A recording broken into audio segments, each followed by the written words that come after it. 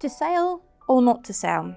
So before you dust off your sale banners and start to plaster those on the windows of your showroom, just think about a few things and the implications on your business. So think about your business, think about your product, think about your customers, and think about how they perceive your business. So if you're thinking about having a sale, stand in your customer's shoes and see it from their perspective. Have you ever heard somebody who's bought a beautiful dress and then found out a week later it was half price in the sale, and then they've just felt cheated? Do you know somebody who knows that the sale's coming up and they said, seen a really lovely so-and-so, but I'm not going to buy it until the sale starts because they normally have one in January?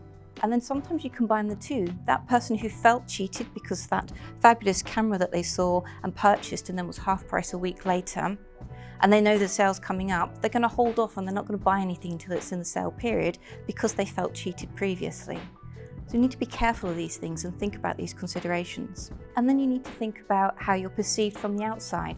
Your beautiful showroom, your beautiful shop. Have you spent a lot of time making it really attractive, to appealing to the right quality of client and customer, making sure that you're renowned for quality, for service, all those things that money just can't buy, but you're providing really well? And then how does that look when you put a big red sale banner across the front of your window? Are you contradicting that perception, that image that you spent so much time creating previously? So we've looked at the impact from an external perspective, your customers, your clients, looking at you and looking at your business. Now let's look at it from an internal perspective inside your business. So we're going to look at the profits, for example. So when you're looking at a discount, let's say we're going to put a 30% discount out there, because how can you decline a 30% discount? That looks really generous, doesn't it? If you've got a 35% profit margin, you have to sell 600% more in order to make the same profits. So on a 35% profit margin, if you've got a 30% discount, really attractive, you've still got to sell 600% more to make the same profit. That's a lot of work. 600 times more sales. That's 600 times more invoices. That's 600 times more processing. That's a lot of work to get the same profit as before. And if you've got a 40% profit margin with that 30% discount, you've still got to sell 300 times percent more. So that's still a lot of work just to make the same profit.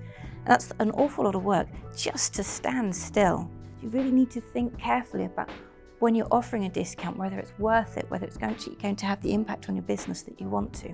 And if you're offering a large discount on your stock items, customers are going to start to wonder why they're paying so much for something in the first place. And they're going to feel a little bit perhaps like they've been taken advantage of when you're selling items at full price.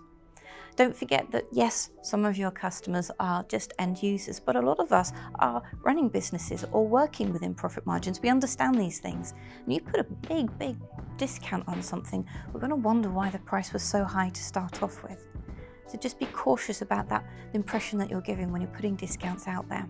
I work with a lot of small independent businesses, so quite often we're working with one store or one showroom. And it's really hard to build that kind of momentum to get 600% more sales in just the space of a couple of weeks.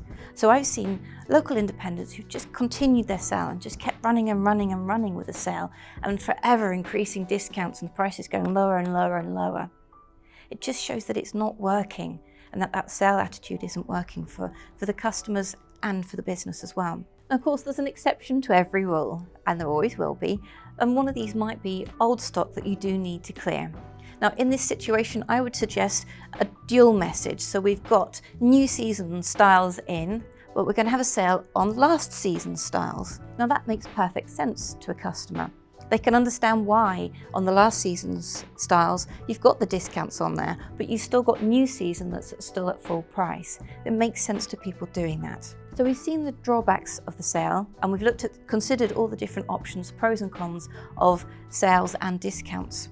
So how do we still attract people in to actually buy from us? One of the ways we can do this is value-added offers. So instead of reducing the price of a suit, we're going to offer a free shirt or a free tie with a suit. With every kitchen, we're going to offer a free dishwasher, and perhaps with every full service on a car, we'll offer a free MOT. So when we're working together, we'll look at a list of options and ways that we can add value for your customers. We'll look at the value to the customer, and we'll also look at the value to you and your business, i.e. the profits, and make sure that we're not impacting on the profit line, but we're still offering something valuable to the customer.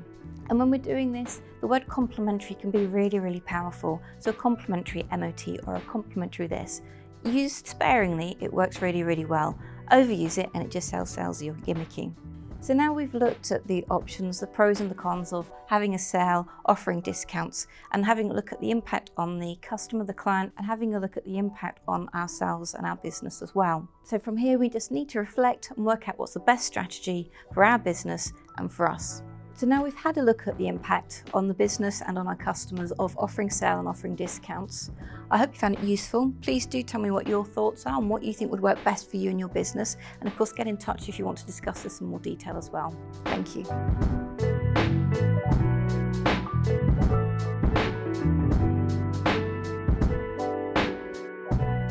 So if you're thinking about having a sale, think very much from your customer.